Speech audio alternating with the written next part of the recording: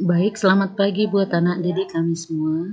Semoga kalian tetap dalam keadaan sehat untuk boleh mengikuti pembelajaran kita pada pagi hari ini.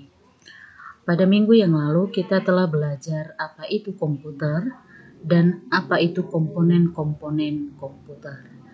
Nah, pada hari ini kita akan belajar apa itu aplikasi Microsoft Excel.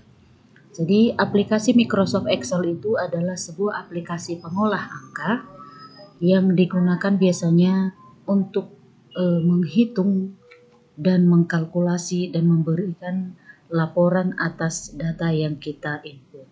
Jadi kalau kita bekerja atau pekerjaan kita itu berhubungan dengan angka-angka dan mengolah angka-angka itu menjadi menghasilkan sebuah data, maka kita boleh menggunakan aplikasi Microsoft Excel.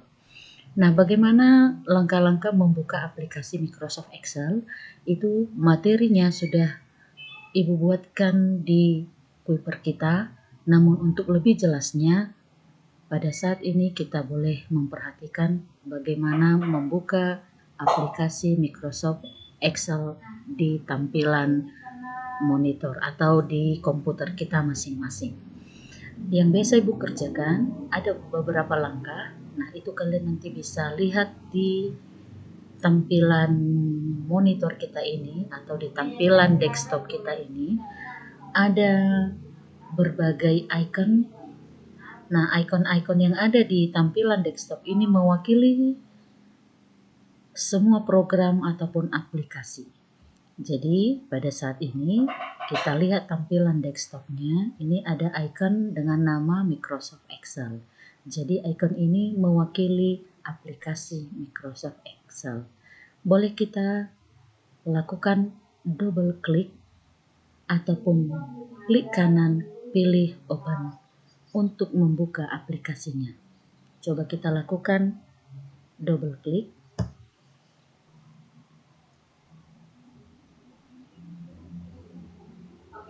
Maka tampilan lembar kerja Excel itu akan terbuka. Nah, ini adalah tampilan lembar kerja Excel-nya.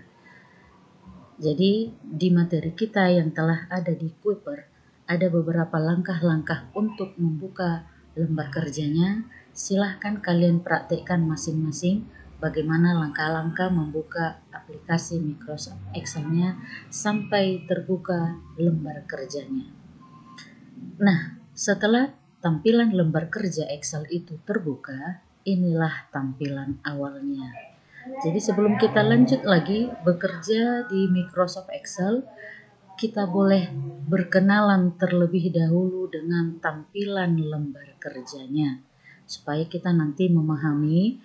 Kalau dikatakan silahkan klik di menu, silahkan pilih sheet, itu kalian paham yang mana itu, ya. Jadi kita mulai dari bagian atas, kita berkenalan dengan tampilan bagian atas. Ini yang berada di atas lembar kerjanya. Kalau di tampilan ini ada book 1 Microsoft Excel. Jadi ini namanya adalah title bar. Title bar ini berfungsi untuk menampilkan file yang sedang aktif dengan aplikasi apa yang sedang aktif. Jadi pada saat ini file yang sedang aktif di sini adalah book 1. Kalau book 1 itu berarti adalah dokumen dari Microsoft Excel yang masih baru, ya, belum pernah disimpan. Nama aplikasi yang aktif di title bar-nya adalah Microsoft Excel. Kemudian di sebelah kanan kita geser lagi, title bar itu ada tombol minimize, restore down, dan close. Tombol minimize ini berfungsi untuk meminimalkan lembar kerjanya. Kalau kita klik, maka tampilan lembar kerjanya kita minimalkan. Kita minimalis dia, bukan ditutup ya. Kenapa? Karena di desktop kita itu filenya masih ada. Jadi tidak kita tutup. Oke, untuk mengembalikannya kita tinggal klik logo X atau logo Microsoft Excel yang ada di taskbar-nya. Maka lembar kerjanya akan kembali aktif. Kemudian berikutnya ada tombol Restore Down. Kalau kita klik tombol Restore Down, ini adalah tampilan awal lembar kerja atau tampilan normal lembar kerja dari Microsoft Excel-nya. Kemudian kalau kita mau mengembalikan dia menjadi full screen, tombol Restore Down-nya sudah berubah menjadi tombol Maximize. Kita tinggal klik Maximize-nya, maka tampilan lembar kerjanya akan ditampilkan di dalam satu full screen. Kemudian tombol yang berikutnya, ini adalah tombol Close.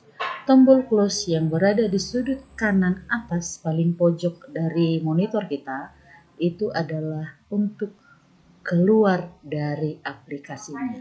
Karena kalau kita perhatikan, di sini juga ada X satu lagi, Close Window namanya. Nah, kalau kita pilih close yang di bawah atau close window, itu fungsinya adalah untuk keluar dari file yang sedang aktif. Oke, kemudian kita ke bagian bawah. Ini ada menu file, ada home, ada insert, ada page layout, ada formulas, ada data, ada review, dan view.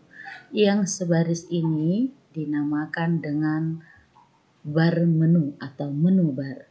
Jadi kalau Ibu katakan menu file itu berarti ada di menu bar, ya. Menu bar terdiri atas menu file, menu home, menu insert, menu page layout, menu formulas, menu data, menu review, dan menu view. Yang masing-masing menu itu berisikan submenu. Jadi ketika kita pilih menu file, ada submenu di bawahnya lagi. Apa saja itu? Contohnya save, save as, open, close, info, dan seterusnya. Kemudian kalau kita pilih menu home, itu ada submenunya lagi seperti cut, copy, format painter, kemudian font size, ini font size, kemudian yang ini font style, kemudian juga editingnya, dan semua ini yang akan kita pergunakan nanti saat bekerja di lembar kerja Excel. Demikian juga menu-menu yang lain, menu insert sampai ke menu view, itu berisikan submenu yang merupakan adalah perintah yang akan kita gunakan saat mengolah data maupun mengolah lembar kerja saat kita bekerja di Microsoft Excel. Kemudian setelah menu bar, di sini ada tampilan name box. Name box ini fungsinya adalah menampilkan atau memberitahukan kepada kita posisi pointer kita sedang aktif di mana gitu ya. Kalau Ibu klik di sembarang tempat di lembar kerja, maka name box akan memberitahukan kepada kita kalau posisi kita, posisi pointernya sedang berada di mana. Nah, contohnya kalau Ibu klik di sembarang tempat, name box menunjukkan N7, berarti kita sedang aktif di sel N7. Kemudian di sisi name box, kalau kita sorot dia, itu namanya adalah formula bar. Formula bar ini nanti akan menampilkan apa yang kita kerjakan di dalam sebuah sel. Katakanlah di N7 Ibu ketikkan huruf D, maka di tampilan formula bar akan ditampilkan juga huruf D.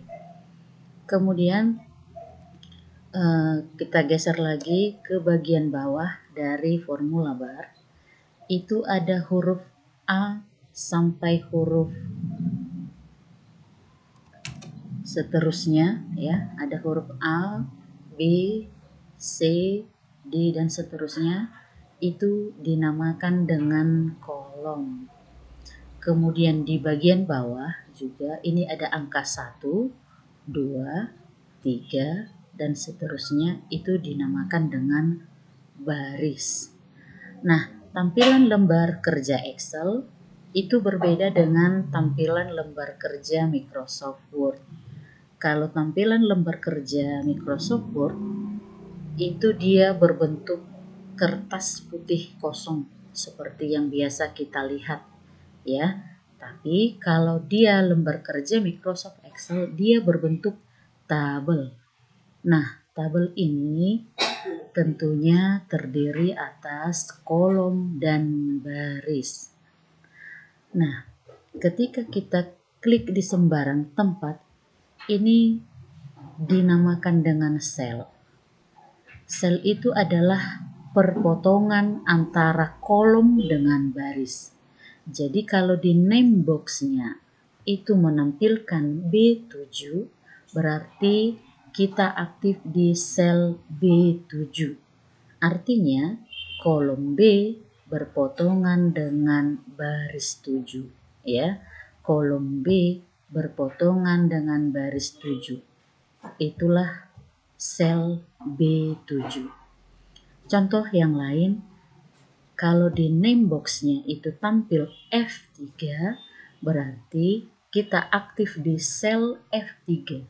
Sel F3 itu berarti kolom F berpotongan dengan baris 3. Oke, paham ya semuanya? Nah, kemudian tampilan lembar kerja berikut yang hendak kita kenal adalah scroll bar. Nah, scroll bar ini ada dua, ada scroll bar vertikal dan ada scroll bar horizontal. Scroll bar vertikal itu berfungsi untuk menggulung layar ke atas maupun ke bawah. Ya, kalau kita mau lihat datanya lebih banyak ke bawah, kita gunakan combo atau panah ke bawahnya. Kalau kita mau melihat datanya ke awal atau ke atas, kita klik tombol panah ke atasnya. Demikian juga dengan scroll bar horizontalnya. Kalau kita mau lihat data kita lebih lagi ke sebelah kanan, kita klik tombol panah ke kanannya. Kalau kita lagi mau melihat kembali data yang berada di sebelah kiri, kita klik tombol yang panah ke kiri. Nah, itu dia scroll bar vertikal dan scroll bar horizontal. Kemudian di bagian sisi kirinya lagi kita perhatikan ini ada sheet 1, sheet 2, sheet 3. Jadi ada 3 sheet secara default ya, atau dalam keadaan normal saat kita membuka Microsoft Excel-nya ada 3 buah sheet yang ditampilkan. Nah, sheet ini adalah merupakan lembar kerja. Jadi sheet boleh kita tambah sesuai dengan keinginan kita. Sehingga file Microsoft Excel itu dikatakan dengan book. Book itu artinya buku kerja. Tentunya buku kerja itu terdiri atas lembar kerja yang kita sebut di sini sheet.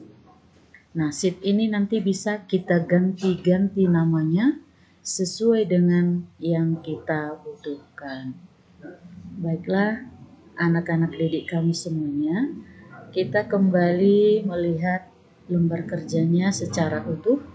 Inilah tampilan lembar kerja Microsoft Excel-nya. Oke, kita lanjutkan materi kita mengenal tipe data yang boleh kita tampilkan atau kita entrykan di dalam sebuah sel. Jadi, yang pertama, tipe data pertama yang boleh kita masukkan di dalam sebuah sel adalah teks. Teks tentunya itu adalah terdiri dari huruf ya, huruf A sampai Z dan dikombinasikan juga dengan tanda-tanda baca. Contohnya adalah katakanlah di sel B3 kita ketikkan kata Indo. Kemudian kita enter. Nah, tipe data dari yang kita masukkan di sel B3 itu adalah teks. Ya, kemudian tipe data kedua yang boleh kita entrykan di dalam sebuah sel adalah angka, tipe data angka. Contoh angka itu tentunya itu dimulai dari angka 0 sampai angka 9. Jadi kalau kita ketikkan di sel B4 itu angka 123, kemudian kita enter. Nah, ini adalah tipe data angka. Nah, coba diperhatikan perbedaan tipe data yang angka dengan yang teks.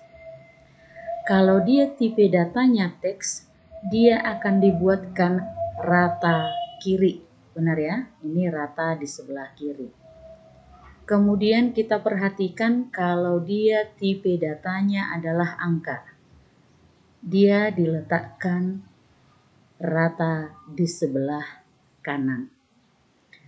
Nah, yang menjadi pertanyaan adalah bagaimana kalau teks itu kita gabung dengan angka? Kira-kira tipe datanya itu tipe data yang mana? Apakah teks atau angka? Mari kita coba ketikkan Indo 123, kemudian kita enter.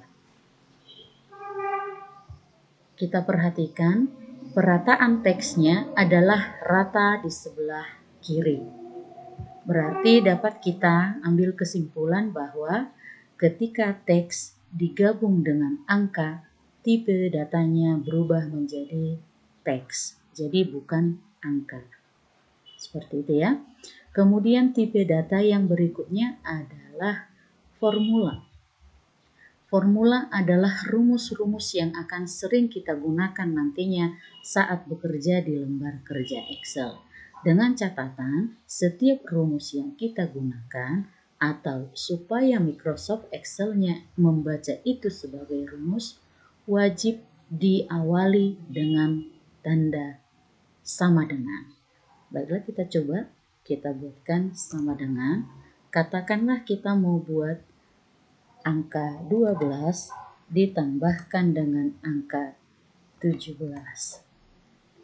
Kalau kita enter, berarti ini nanti yang ditampilkan adalah hasil dari operasional matematikanya, yaitu 29. Kita cek, enter. Nah, benar ya, yang ditampilkan bukan lagi rumus yang kita masukkan tadi, tetapi melainkan hasil dari operasional dari matematikanya. Namun kita perhatikan di formula bar yang ditampilkan adalah pengolahan data tadi. Jadi di formula bar yang ditampilkan bukan hasil, melainkan data ataupun tipe data yang kita masukkan. Jadi tipe data yang ketiga tadi adalah tipe data formula atau rumus. Oke, tipe data yang berikutnya adalah date dan time atau date and time. Date itu adalah penanggalan, time itu adalah untuk waktu. Untuk penulisan atau pengetikan tanggal di lembar kerja kita biasanya diketikkan dengan format DD garis miring garis miring YY seperti berikut. D itu untuk mewakili tanggal, katakanlah tanggal hari ini adalah tanggal 7, kita ketikkan garis miringnya, kemudian bulan sekarang adalah bulan 8, kita ketikkan 08, kemudian tahun sekarang adalah tahun 2020. Nah, demikianlah pengetikan format penanggalan untuk di lembar kerja Excel. Kemudian kita enterkan. Ya. Format yang ada sekarang ini formatnya adalah format yang demikian. Untuk pengaturan format tanggal bisa kita pelajari lebih lanjut. Kemudian tipe data berikut yang boleh kita entrykan atau kita masukkan di lembar kerja Excel kita adalah time ya. Time itu adalah waktu. Jadi kalau kita mau menampilkan waktu di lembar kerja kita, itu dimulai dari jamnya, jam berapa gitu ya. Kita ketikkan angka 12, berarti adalah jam 12. Kemudian ditampilkan juga dengan menitnya. Menitnya itu dipisahkan dengan tanda titik 2, katakanlah sudah lewat 15 menit. Kemudian juga ditampilkan detiknya, sudah berapa detik gitu ya. Dari jam 12 lewat 15 menit, berapa detik yang sudah kita lalui. Katakanlah sudah 9 detik. Ini adalah pengetikan atau format waktu atau time di lembar kerja Excel. Untuk format yang lebih baik yang kita gunakan juga nanti akan kita pelajari lebih lanjut. Jadi ada 4 tipe data yang boleh kita entrikan di dalam sebuah lembar kerja, yaitu tadi yang pertama adalah tipe datanya yang teks, kemudian yang kedua number atau angka, kemudian yang ketiga tadi adalah formula, kemudian yang keempat adalah tanggal dan waktu. Oke, itulah untuk jenis-jenis data yang boleh kita masukkan di dalam sebuah lembar kerja. Baiklah anak didik kami, untuk saat ini kita akan berlatih ya. Kita berlatih. Katakanlah saya akan membuatkan sebuah data X di sel B3, kemudian data Y di sel C3, kemudian data X ditambah Y untuk di kolom D3, kemudian X dikurang Y di sel E3, kemudian X dikali Y di sel F3, kemudian data X per Y di sel G3, dan kemudian juga data 2X tambah Y di sel H3. Nah, ini adalah merupakan judul tabel ya. Judul tabelnya X saya letakkan di sel B3, judul tabelnya Y saya letakkan di sel C3, judul tabelnya X tambah Y di sel C3, judul tabelnya X kurang Y di sel E3, dan judul tabelnya X kali Y saya letakkan di sel F3, judul tabelnya X per Y saya letakkan di G3, kemudian judul tabelnya 2 kali X tambah Y saya letakkan di sel H3. Masing-masing judul tabel ini, untuk judul tabel X saya buatkan datanya. Katakanlah datanya ada 5, yaitu 45, kemudian juga 23, kemudian juga 56, kemudian 78,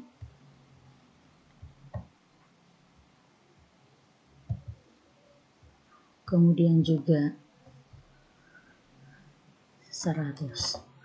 Kemudian untuk data dari judul tabel Y akan saya buatkan 30, kemudian 15, kemudian 23, kemudian 55, kemudian juga 50. Yang menjadi pekerjaan kita adalah mencari nilai X ditambah Y berdasarkan data X dan Y. Kemudian pekerjaan kita berikutnya adalah mencari nilai X dikurang Y dari data X dan Y-nya. Kemudian kita mau cari nilai X dikali Y dari data X dan data Y. Kemudian kita juga mau mencari nilai X dibagi Y dari data X dan Y-nya. Nah, kemudian yang terakhir kita mau cari nilai dari 2X ditambah Y. Nah, kenapa kita menggunakan lembar kerja Excel untuk mengerjakan pekerjaan ini? Tentunya supaya pekerjaan kita itu boleh cepat selesai, gitu ya. Nah, kalau kita hitung secara manual boleh-boleh saja, tetapi pekerjaan itu akan terselesaikan dengan waktu yang lebih lama.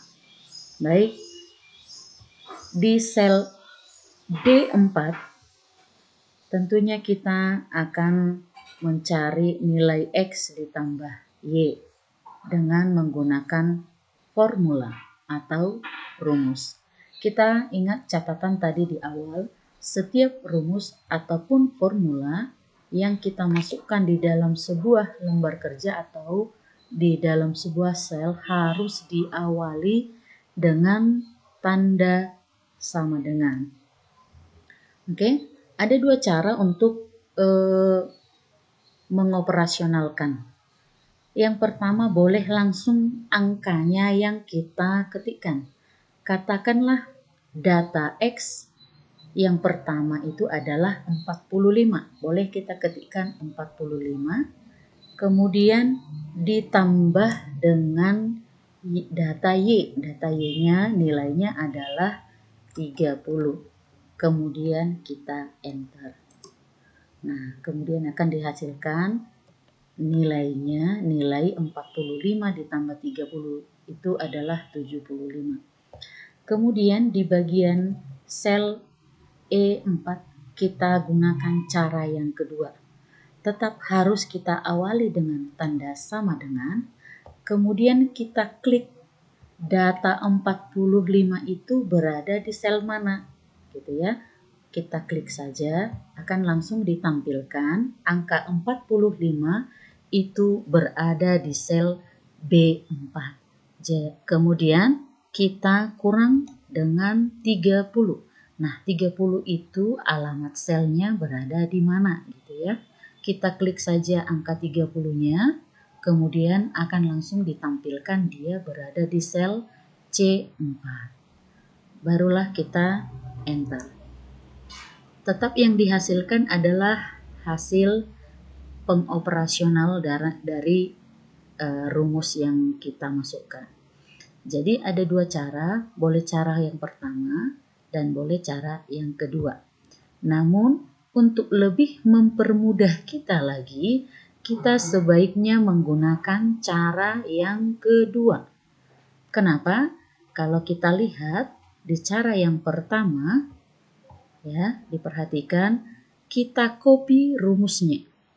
Kita bawa pointernya, pointer ini ya, yang bergerak ke sudut kanan bawah selnya, sel pointer. Kita arahkan dia sampai berubah dia menjadi panah plus hitam ya. Kalau sebelum kemari dia adalah plus putih. Ketika kita arahkan ke sudut kanan bawah, dia berubah menjadi plus hitam. Kemudian kita drag atau kita klik, tahan, kita geser ke bawah. Ini dinamakan copy. Jadi yang kita copy adalah rumusnya. Kita lepaskan. Hasil yang ditampilkan adalah angka 75. Kalau kita perhatikan di formula bar, ini berarti kita copy rumus yang sama. Apakah benar 23 ditambah 15 adalah 75? Salah ya. Apakah benar 56 ditambah 23 itu 75? Tentunya salah. Coba kita bandingkan dengan cara yang kedua. Kita lakukan hal yang sama. Kita bawa pointer kita ke sudut kanan bawah. Dari sel pointernya kita klik, tahan, kemudian kita geser ke bawah, kemudian kita lepas.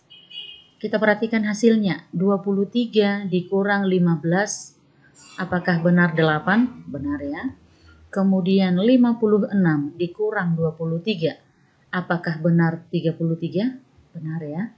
Kemudian 78 dikurang 55. Hasilnya adalah 23, benar? Benar. Kemudian yang terakhir, 100 dikurang 50. Apakah benar 50? Ya, benar sekali. Jadi kelebihan dari cara yang kedua adalah kita boleh langsung copy rumusnya. Nah, kalau cara yang pertama bagaimana? Ini harus satu-satu, satu persatu ya. Satu persatu kita ketikkan rumusnya. Jadi ini harus kita ketikkan sama dengan, kita ketikkan 23 ditambah 15, baru kita enter. Kemudian sama dengan lagi 56 ditambah 23, kemudian kita enter.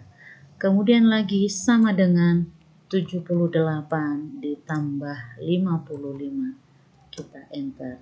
Kemudian lagi sama dengan 100 ditambah 50, baru kita enter. Nah, dari cara yang pertama dengan cara yang kedua bisa kita simpulkan bahwa pekerjaan akan lebih mudah selesai jika kita menggunakan rumus yang kedua. Jadi langsung alamat selnya yang kita operasionalkan. Jadi untuk X dikali Y boleh kita kerjakan dengan cara ketikkan sama dengan kita klik data X pertama, kita kalikan, kemudian kita klik atau kita pilih data Y-nya. Kemudian kita enter, tinggal kita copy rumusnya. Demikian juga untuk judul tabel X per Y, kita tinggal ketikkan rumusnya sama dengan X-nya per Y. Kita enter. Kemudian ini juga sama dengan 2 buka kurung X ditambah Y tutup kurung, kita enter.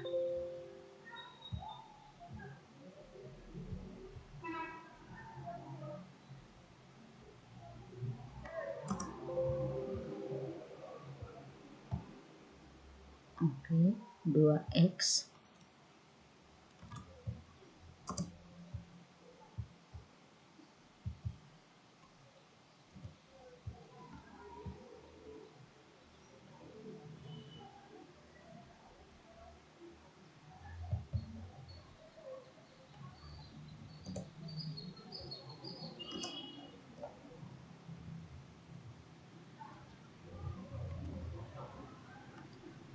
Oke, kembali sama dengan 2X-nya dikali ditambah Y. Oke, enter. Ini kita tinggal kopikan rumusnya ke bawah. Oke, baik anak-anak didik kami semuanya. Paham ya? Kira-kira bisa dipahami ya untuk materi kita sampai pada saat ini? Oke, untuk materi kita atau pelajaran kita pada hari ini kita cukupkan di sini. Minggu depan kita lanjutkan ke materi berikutnya. Jadi tetap dinantikan untuk setiap materi-materi Excel yang akan kita kerjakan. Atas perhatian anak didik kami, Ibu ucapkan terima kasih.